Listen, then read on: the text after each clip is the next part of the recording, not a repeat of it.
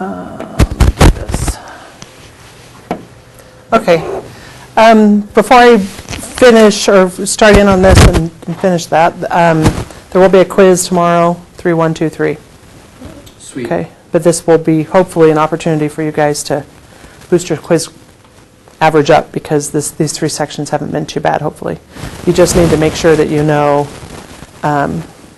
corresponding angles, alternate interior angles, alternate exterior angles, and same side interior or consecutive interior angles. Really know what those mean in relation to parallel lines and a transversal. So if you don't know those backwards and forwards, there'll be several questions on the quiz. So it'll behoove you to understand that.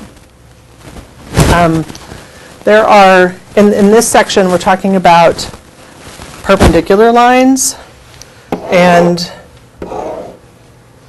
if you're told two angles, let's say this is 35 and 55.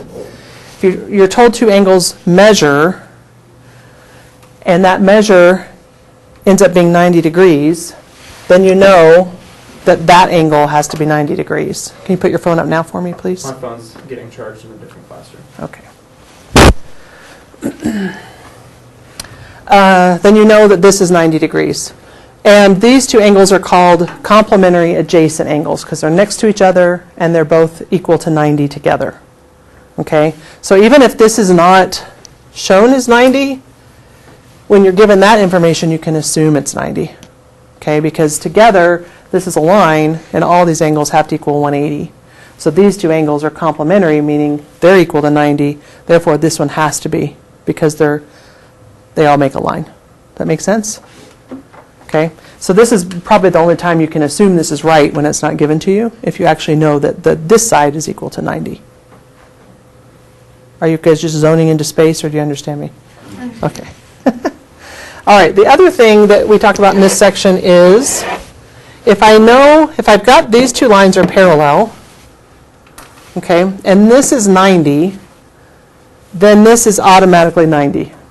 Another reason you can assume this is 90 because of this postulate, parallel lines with a perpendicular line postulate, okay?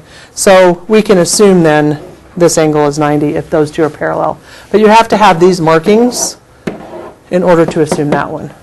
If they look parallel or perpendicular, don't assume it unless you actually see the markings showing they're parallel or perpendicular. Does that make sense? Okay. What else in this section am I missing? Let's see.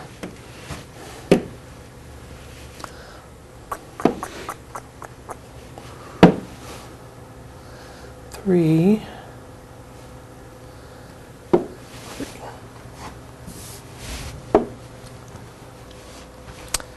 Let's see here. We talk about here, these angles, if they're equal or congruent, and they make a line, congruent linear pairs automatically tell you this is a perpendicular ray. Ray BD is perpendicular. So I don't have to have this marking. Now it's going to leave. But I don't have to have that marking. If I'm told those are equal, they have to be 90 because together they make a line. Together they make 180, right? So if they're congruent linear pairs, this is automatically a perpendicular ray. Okay. Perpendicular transversals, we just went through that. What angle could I assume is 90 degrees? 2, 6, 5, 8, 7, all of 8, them. 1.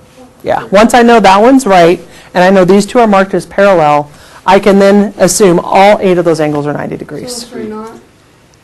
They can't, they have to be. Okay.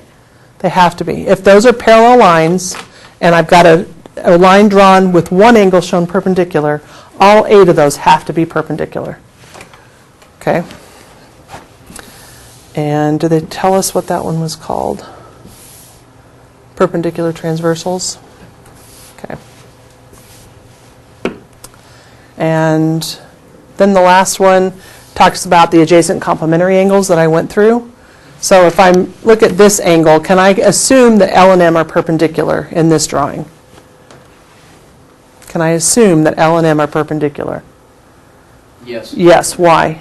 Because 67 to 23, 90 degrees, which means that the angle between L and M are 90 degrees. Yeah, if this is 90, all four of them are 90. And what are those two angles called, the 67 and 23? Congruent. They're not congruent. Congruent means they're the same measure. It starts with a C. It does. What are two angles that add up to 90 called? Complementary. Complementary, and they're next to each other, yeah. So they're complementary adjacent angles. Yep. Let's, If you had angles that like add up to 180, but it was split like that, would it be considered supplementary? supplementary adjacent. Or also a linear pair would work too. Let's preview this. If linear pairs are congruent, each angle must be 90. True. What's the measure of angle 1 here? 90. According to a comment made in the first video, if two lines appear parallel or perpendicular, you should assume they are.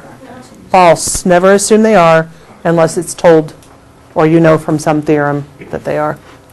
Question 4, in the following diagram, these two angles are considered adjacent, complementary angles. And then question 5, based on the information in this diagram, are L and M perpendicular? Yes.